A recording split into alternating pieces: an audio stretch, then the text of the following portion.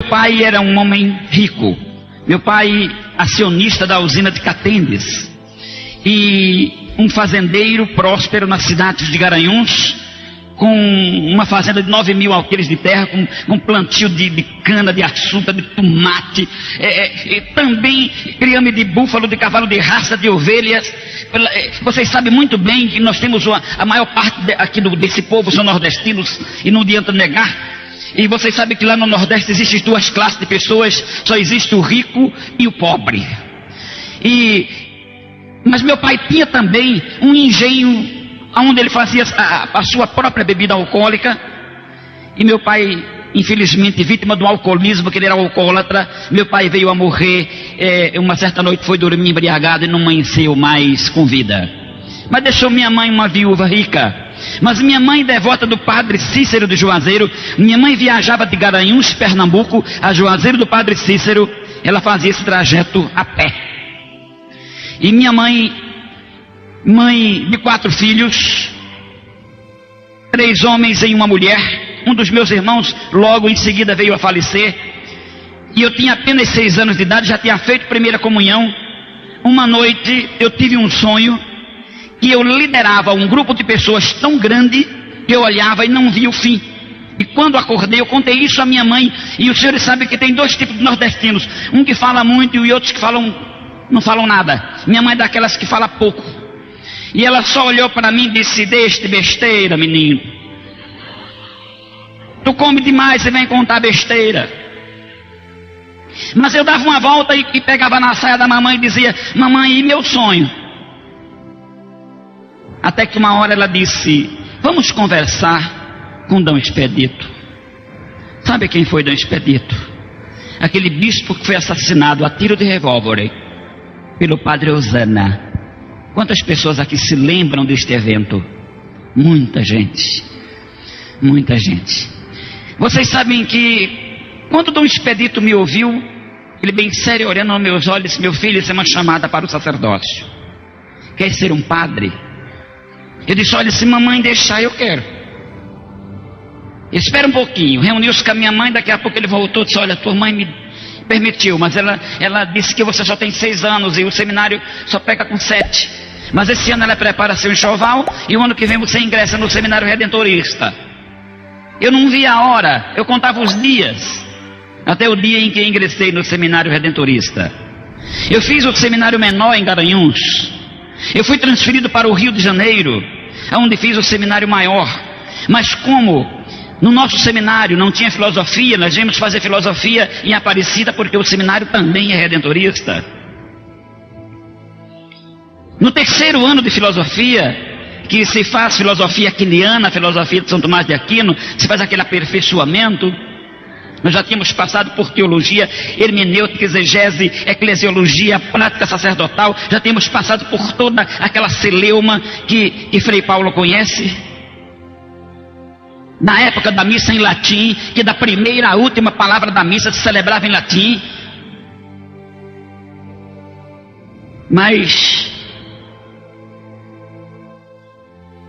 fazendo filosofia, eu não sou racista. Vou contar essa experiência. Não quero que as pessoas de cor pensem que eu vou contar isso por ser racista. Eu vou contar isso porque aconteceu comigo. E eu sempre fui curioso. Terminando um dia estava no meio da aula. E eu era chamado no seminário como o complicadinho. Que eu fazia perguntas difíceis. Eu virei para o professor: "Professor, posso fazer uma pergunta?" Ele parou a aula e disse: "Fala, complicadinho." Eu disse: "Professor, Jesus é negro?" Ele disse: "Não, senhor." Eu disse: "Deus?" Ele disse: "Tão pouco." Eu disse: "Quer dizer que Jesus é branco?" Ele disse: "Sim, senhor." Eu disse: "Mas Nossa Senhora Aparecida não é a mãe dele?" Ele disse: "E daí?" Eu disse: "Daí que ela é negra." Ele disse: "E o que é que tem?" Eu disse: "É que, segundo a minha concepção, filho branco de mãe negra, se o pai também não é negro, o tal filho é suspeito."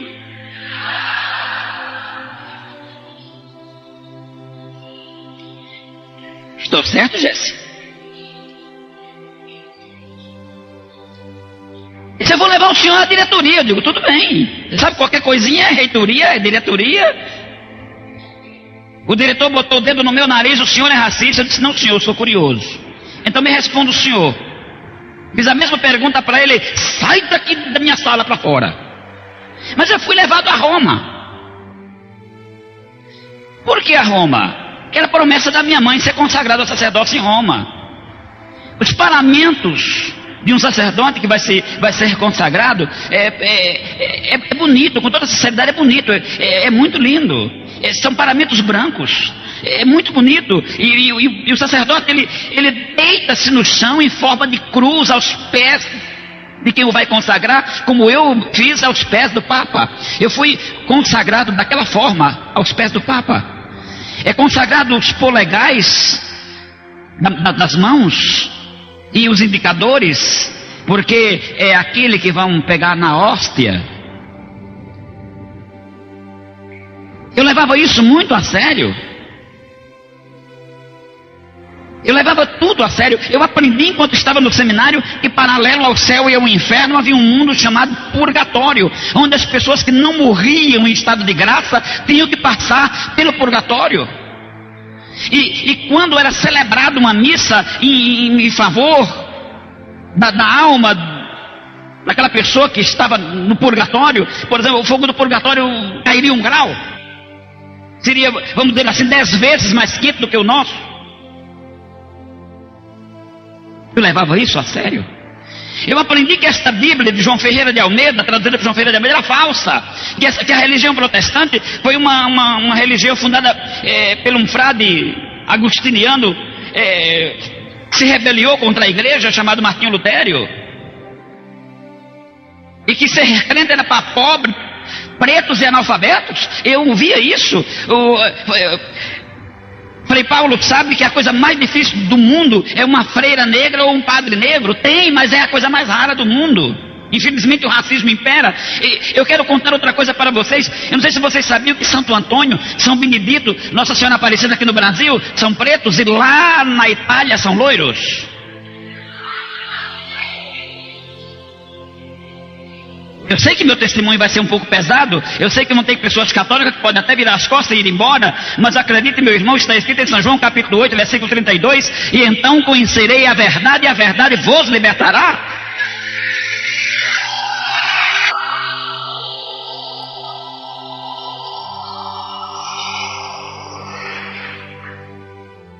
Eu aprendi tudo isso.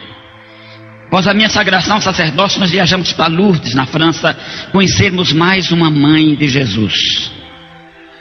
Chegamos em Lourdes, na França, tinha um padre sentado do meu lado, olhando para Nossa Senhora, não tirava os nem piscava. E eu olhei para ele, até pensei que ele era brasileiro, perguntei para ele, fala minha língua? Não me fala italiano. Eu, como falo um pouquinho de italiano, comecei a conversar com ele, e essa aqui é a mãe de Deus, que apareceu aqui. E ele, sim. Eu disse, engraçado, ela é diferente da nossa no Brasil. Ele disse, como que é brasileira? Eu disse, é negra? Ele, credo. E vocês deixam colocar no altar? De lá nós voltamos conhecermos a terceira mãe de Jesus, Fátima, em Portugal. Eu estava hospedado na casa do padre vigário de Fátima, Padre Antônio da Nóbrega, ainda da família Nóbrega tradicional do Padre Mané da Nóbrega. Ele assim já de cabelos grisalhos, em cima da mesa dele as 3 imagens, Aparecida, Lourdes e Fátima, uma vela acesa ao pé de cada uma. Eu cheguei próximo a ele e disse, padre, o senhor é padre há quantos anos?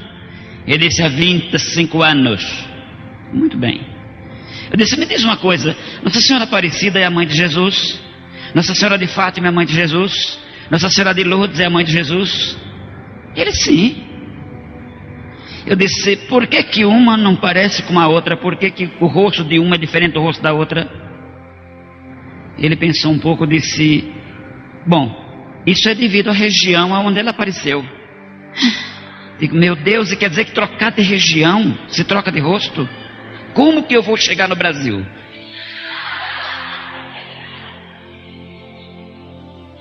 Olhei para ele e disse: sua mãe é viva ou morta? Essa mamãe morreu já fazem 15 anos. Eu disse: se sua mãe ressuscitasse dos mortos, o senhor reconheceria ela? Ele disse: lógico. Eu disse: mesmo se ela aparecesse no Japão, baixinha, olhinho puxado, afirmando ser tua mãe? Ele disse: eu mandaria prender como doida. Eu disse: se ela aparecesse na África, bem negra, de cabelo encaracolado, dizendo ser tua mãe, não aceitaria, mandaria prender como maluca. Eu disse: se ela aparecesse na Alemanha, bem loira de olho azul.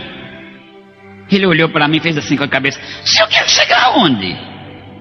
Eu disse: se Jesus voltar hoje para a terra, ele vai ter que escolher alguém, mas ele vai escolher Aparecida, Lourdes, Fátima ou Maria da Judéia. Ele pensou um pouquinho e disse: é lógico que é Maria da Judéia. Eu disse: ele vai fazer então o que com a xerox? Ele botou o dedo no meu nariz: o senhor é padre há quantos anos? Eu digo: anos? Misericórdia, eu fui consagrado há 15 dias atrás. Ele coçou a careca e disse: infelizmente o senhor não vai servir para ser padre. Eu disse: por quê? Ele disse: porque o senhor está com a fé estragada. Ele disse: o pior de tudo, terminou de estragar minha fé também.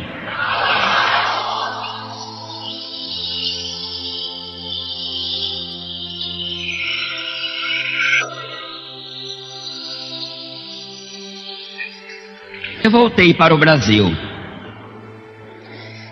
Aqui no Brasil vocês sabem que as duas letras Q e I, quer dizer, qualidades especiais, mas no jeitinho brasileiro chama-se quem indique. Eu fui indicado vigário em Nova Iguaçu, estado do Rio, e um padre mais velho do que eu, mais antigo do que eu, meu vigário auxiliar, levando tudo a sério, celebrando a missa em latim. Quantas pessoas aqui se lembram da missa em latim? Levante a mão, quero ver. Muita gente ainda se lembra. Vocês lembram que o padre chegava a 3 passos do altar, uniformizado, olha, com aquele calor do Rio de Janeiro, com 35 peças em cima do corpo? A gente chegava a 3 passos do altar e dizia em latim: trobe ande altare Dei. Aí o Santo Cristão dizia: ande Dei que lietificat juventude mea. Aí ele dizia: trobe nostro que non me dona, dizia que fez tu espírito em terra. Aí ele virava para a igreja e dizia: dominus vobiscum.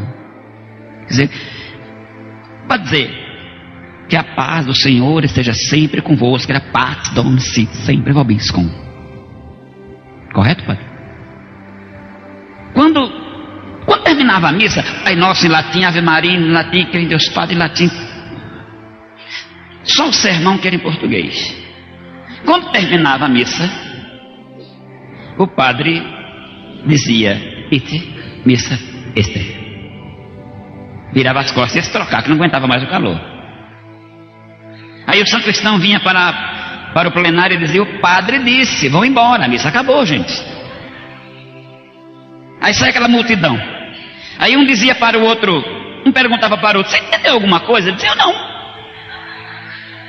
Mas você estava fazendo o que aqui? Ah, é uma longa história. A vovó era daqui, a minha tataravó era daqui. Gente, por misericórdia, estou levando tudo isso a sério. Um dia eu vou ao correio.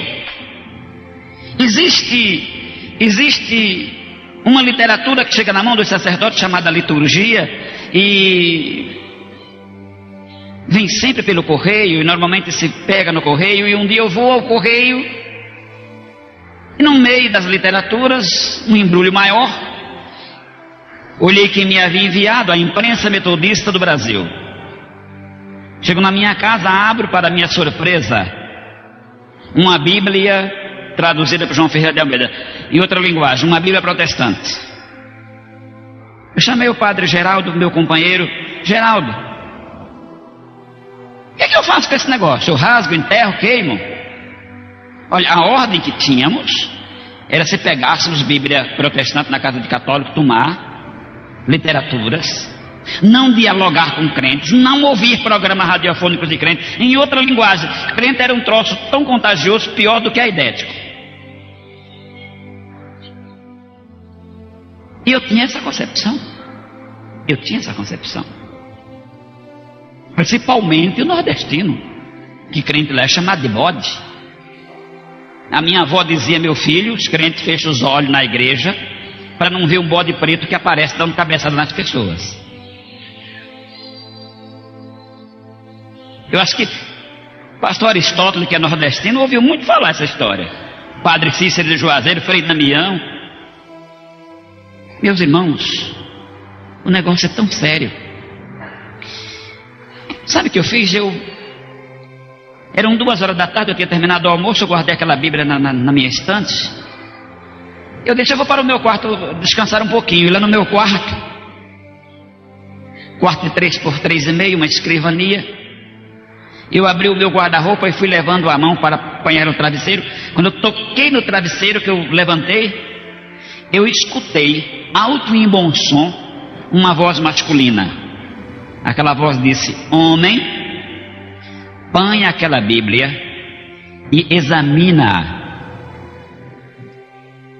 Vocês já imaginaram você num quarto de 3 por 3,5 viu uma voz masculina, que não tem ninguém debaixo da cama, não tem ninguém no guarda-roupa? Eu saí para fora tão assustado que eu chamei o padre Geraldo, disse: Geraldo, eu acabei de ficar maluco.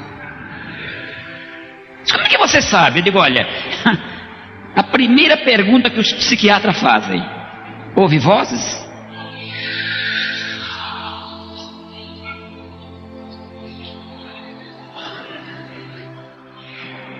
Aí ele disse: o que a voz te disse? Aí quando eu disse a ele, ele disse: rapaz, o negócio é sério, pode ser Deus, que o diabo não iria mandar você ler a Bíblia, que ele não gosta. Por que você não obedece? E tudo bem.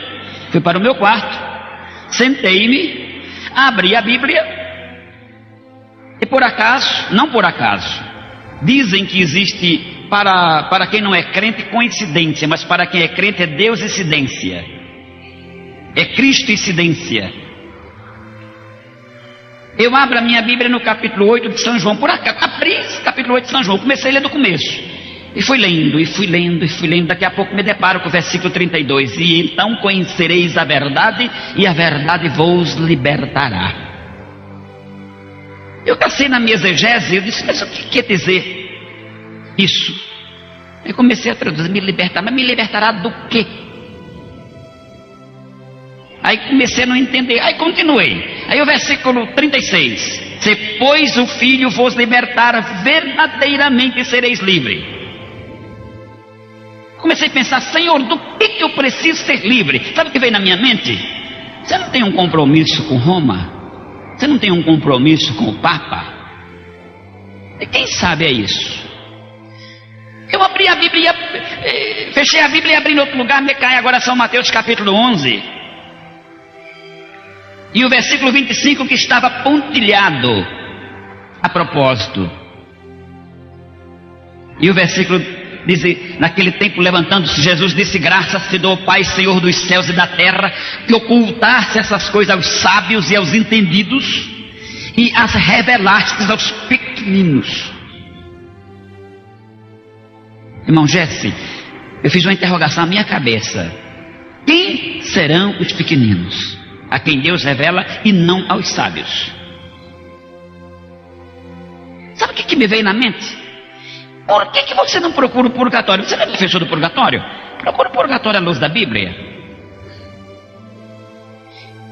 Quando nós estudávamos teologia no seminário romano, a única base que eles tinham para purgatório é salvar alguém arrebatando-os como o que? Do fogo. Mas espera lá, como o que não é do que? Salvar alguém arrebatando como que do fogo é salvar depressa, é tirar depressa. Ali não está dizendo que ninguém vai purgar pecado em fogo. Mas eu li toda a Bíblia e não encontrei nada. Eu disse: essa Bíblia é falsa, não tem purgatório nela, eu vou ler uma católica. Também não encontrei nada. Um sábado de manhã, coloquei a Bíblia debaixo do braço e fui ao palácio do bispo. meu bispo. Cheguei na casa dele, tomei o café da manhã com ele, e a gente se dirige ao bispo chamando ele de excelência.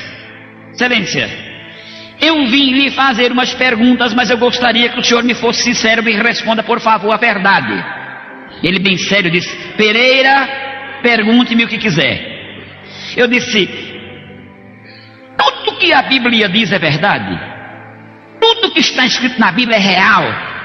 Ele disse: é real.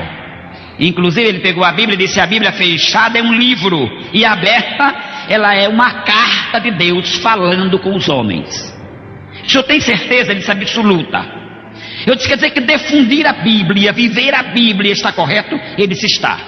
Eu disse: mas quem vive Bíblia são os protestantes, porque os católicos não gostam de ler Bíblia. Eu disse: e os protestantes lendo a Bíblia como ela é, estão certos? E ele bem sério disse: se eles guardarem o que a Bíblia diz, irão morar nos céus. Fiquei olhando para ele. Eu disse: outra pergunta, eu li 2 Bíblias e não encontrei o purgatório. O senhor poderia me dizer onde está escrito? Ele disse: não posso. Digo: o senhor não pode porque não pode? Ele disse: não posso porque não está escrito. Não tem base bíblica. Ele disse: olha, foi o Papa Gregório I que autorizou. Se nós rezamos pelas almas do purgatório por obediência e não por existência. Eu pus a mão no queixo, quer dizer que não existe. Eu disse: e como é que o homem vai ser salvo? Ele não precisa se purificar dos pecados? Ele disse: sim. Eu disse: irá se purificar aonde? Ele disse: abra a Bíblia, 1 João 1,7, leia alto, e lá diz: mas se andarmos na luz, como ele na luz está, temos comunhão uns com os outros, e o sangue de Jesus Cristo, seu Filho, nos purifica de todo pecado. Eu quero dizer para os entendidos em língua portuguesa que nós temos aqui doutor de tudo que é tipo, sabe por que está escrito de todo e não de todos no plural? Porque a Bíblia, a própria Bíblia diz que o pecado contra o Espírito Santo não tem perdão. E se a Bíblia dissesse todos, estaria incluído. Então teria perdão. Estão entendendo por quê? De todo o pecado. Quando eu terminei de ler, ele disse: se é o sangue de Jesus que purifica o homem dos pecados, para que purgatório? Ele disse: se é o purgatório, Jesus morreu e derramou seu sangue, para quê? Eu pus a mão na testa e disse: quer dizer que até hoje, quando eu estava rezando pelas almas do purgatório, eu estava falando sozinho? Ele balançou a cabeça.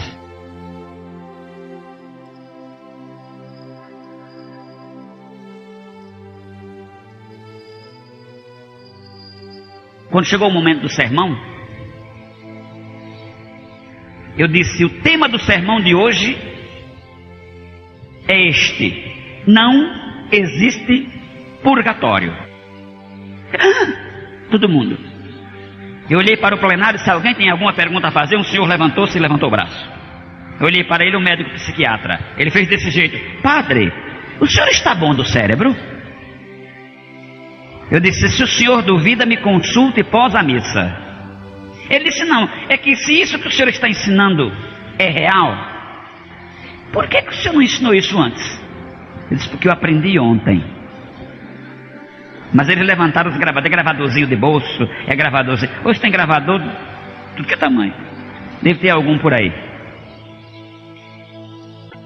Levaram a fita à casa do bispo. Eu estava terminando o café, meu cafezinho, das 8h30 mais ou menos.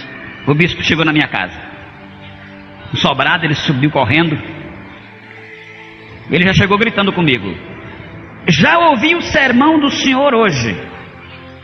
Puxou a fita do bolso: está aqui. Disse, em 3 folhas de papel: o senhor sabe o que é isso aqui? É sua suspensão. O senhor está suspenso da ordem por 90 dias. E se o senhor não retirar o que disse, será excomungado como rebelde. A paróquia, a direção da paróquia passa para o seu companheiro. Ele disse: eu quis falar alguma coisa. Ele simplesmente virou as costas, pegou o carro e foi-se embora. Meu colega balançou a cabeça e disse: Pereira, agora sim, agora você tem que procurar um psiquiatra, porque você está querendo dar uma de Martinho Lutério. se levantar contra a igreja de Deus. Você é louco. Você se lembra de João Ingrid? Você se lembra de Lutério? João Ingrid, quando foram matar ele disseram para ele: vamos te matar. Ele disse: vocês vão matar. E ele tinha um apelido de ganso. Vocês vão matar um ganso, mas vai nascer um cisne. Vai levantar-se um cisne na história. E levantou-se mais tarde Lutério. Então, meus irmãos, eu virei-me para ele e disse: sabe de uma coisa, eu não quero mais saber de conversa não. Eu vou para o meu quarto, eu vou ouvir Roberto Carlos. Estava na época do Roberto Carlos, era um sucesso. Cheguei no meu quarto, liguei meu radinho de cabeceira, esperando ouvir Roberto Carlos. Sabe quem estava cantando? Mateusiense. Aquele hino: está chegando a hora de partir. Eu não posso ouvir hino de protestante. Mas o hino diz assim: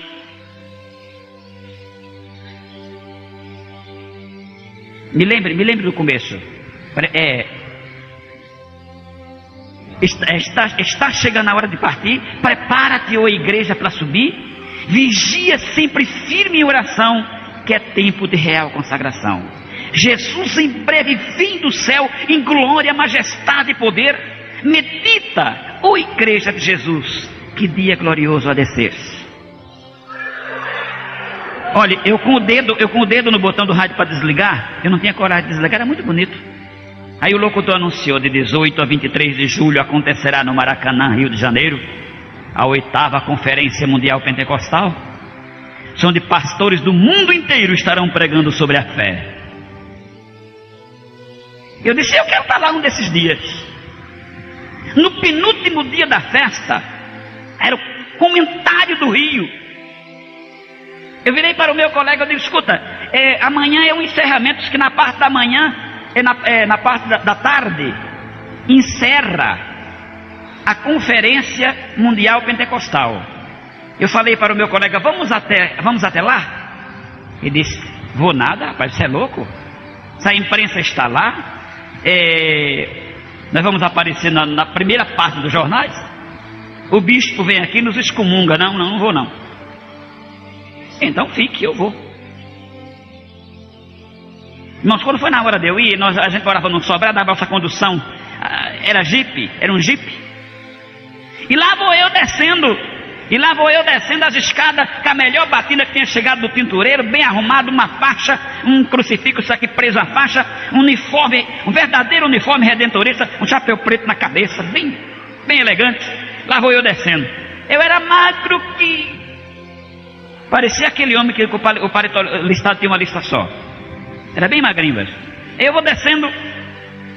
Quando eu estou na última volta da escada, o padre Geraldo ficou olhando de cima e disse: Pereira, dê o que der, eu vou também.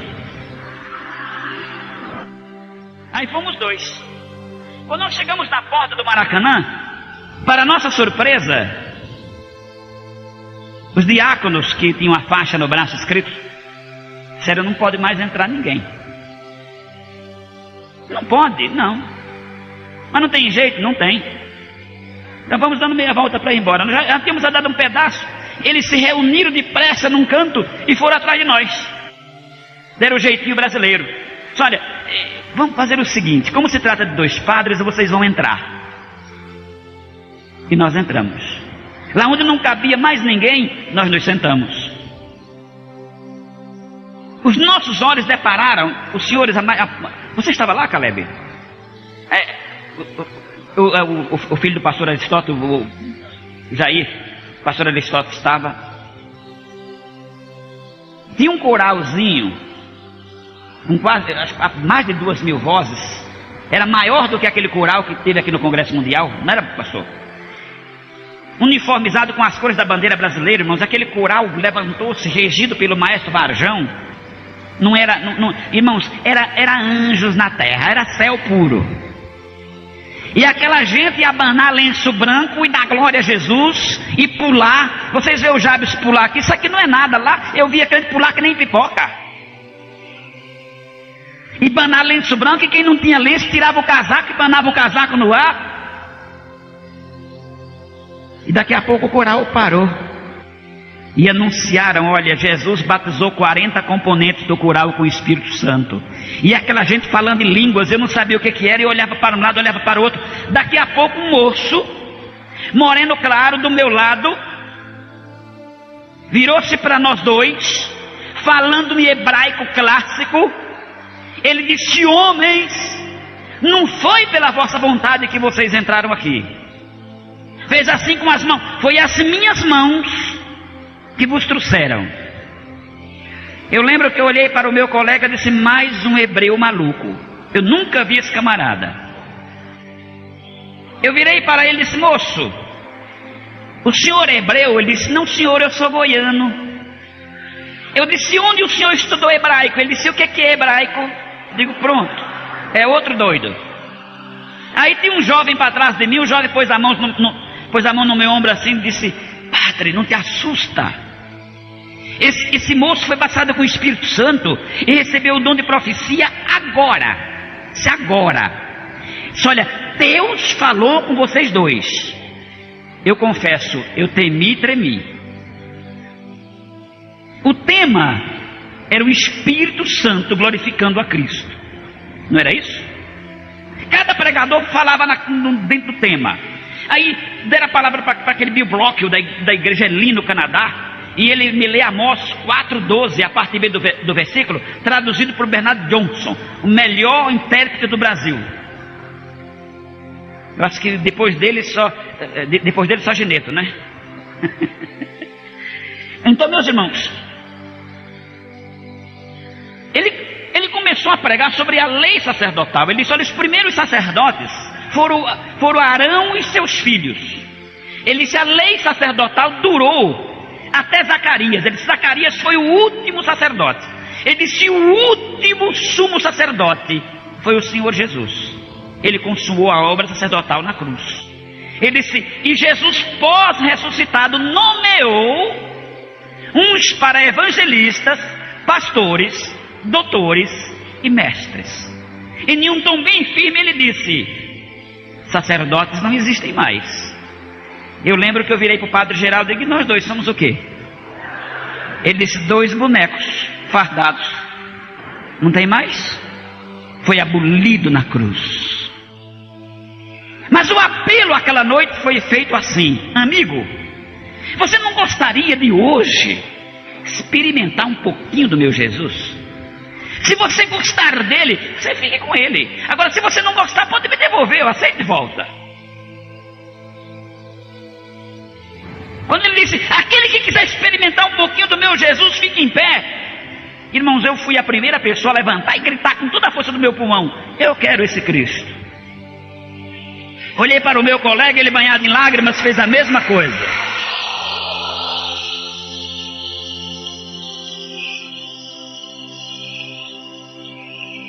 Ele disse: tantos mais quanto quiserem aceitar Jesus, desçam com eles, desçam com esses 2 sacerdotes. Aí os diáconos nos cercaram, nós começamos a descer. Sabe quantas pessoas desceram? Desceram 11.000 pessoas. Talvez você, mas não é exagero não, pastor. E o jornal Mensageiro da Paz da época está aqui na casa publicadora das Assembleias de Deus. Pode chegar lá, procure a gerência que vocês vão encontrar. Nós não estamos contando aqui uma lorota, nós estamos contando aqui um fato. 11.000 pessoas. Abalou a imprensa do Rio de Janeiro. Abalou a história. Aí eu cheguei em casa, irmãos. Meu colega juntou a mala e desapareceu no mundo. O bispo mandou outro padre. Eu não era nada agora, era um Zé Ninguém. Sabe o que eu fiz? Mandei uma carta para a mamãe. Mamãe, eu encontrei um Cristo diferente. Irmão, pastor Jabes, me permite, eu só pedi uma coisa ao auditório.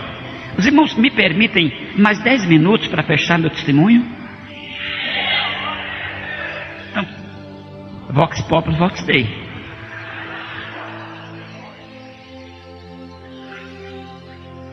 Irmãos, eu mandei dizer à mamãe: mamãe, eu encontrei um Cristo diferente agora. Diga: esse Cristo que eu encontrei não é aquele que está aqui no Corcovado de cimento armado. também não é de ouro, prata ou bronze. Diga, esse Cristo é aquele de Apocalipse 1,18. Aquele que disse, mas eu que vivo e estive morto, mas agora estou vivo e para sempre tenho as chaves da morte e do inferno.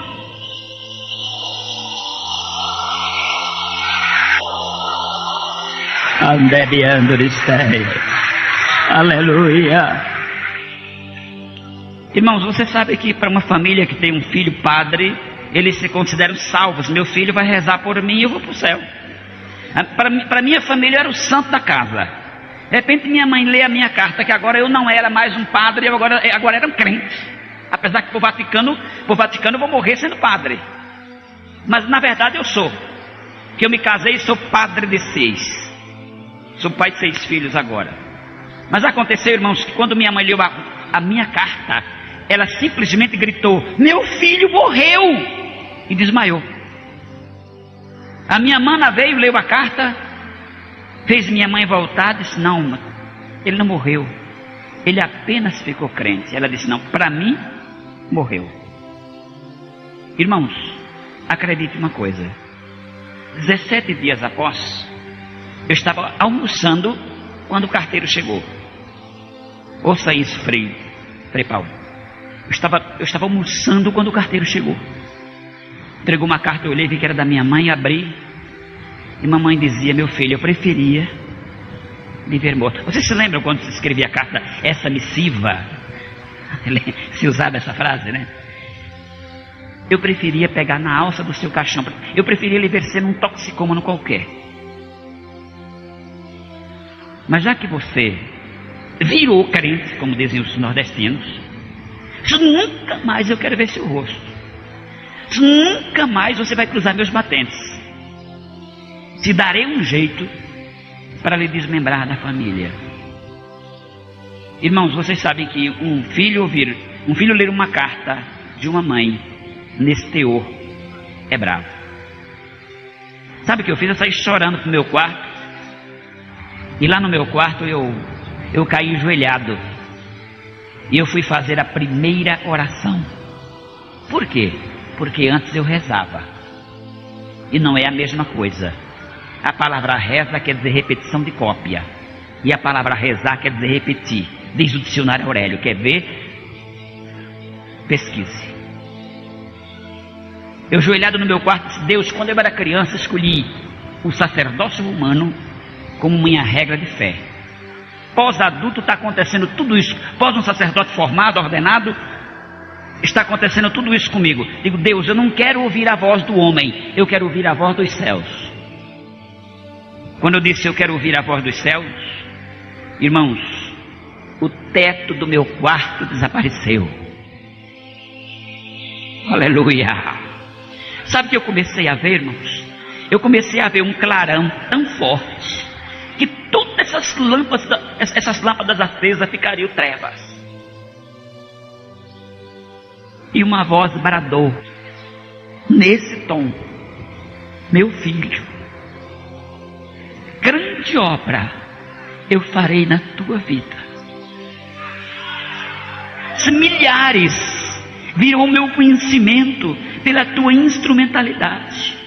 Irmãos, eu só aguentei ouvir até aí. Olha, eu peço aos senhores, nunca peçam para Deus falar direto contigo, porque você não vai aguentar, é duro demais.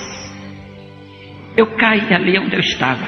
Eu fui levado ao pronto-socorro municipal.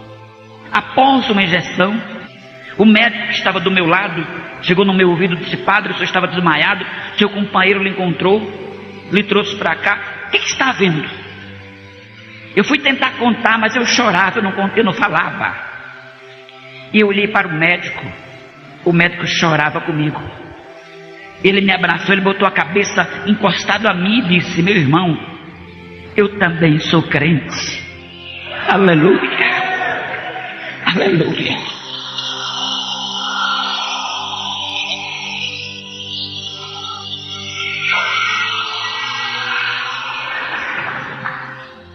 Meus irmãos, eu fui para casa, eu fiz uma carta ao meu superior, pedindo o meu desligamento, não esperei a resposta. Eu saí fora. Minha mãe pagou médico para fazer um atestado de óbito, me dando como morto. Só para os senhores terem ideia. A minha família que mora aqui em São Paulo são ricos. Eles não falam comigo. Se eles me encontrarem na mesma calçada, eles trocam de calçada para não olhar para meu rosto. Mas vocês sabem o que é que Deus fez comigo? Deus me deu essa família. Aleluia. Aleluia. Deus me deu esta família. Caleb, eu sou feliz. Felicidade não é grau cultural, não é posição social. Felicidade na vida é você olhar para o céu e ter certeza que na vinda do Senhor Jesus você vai subir com Ele cantando.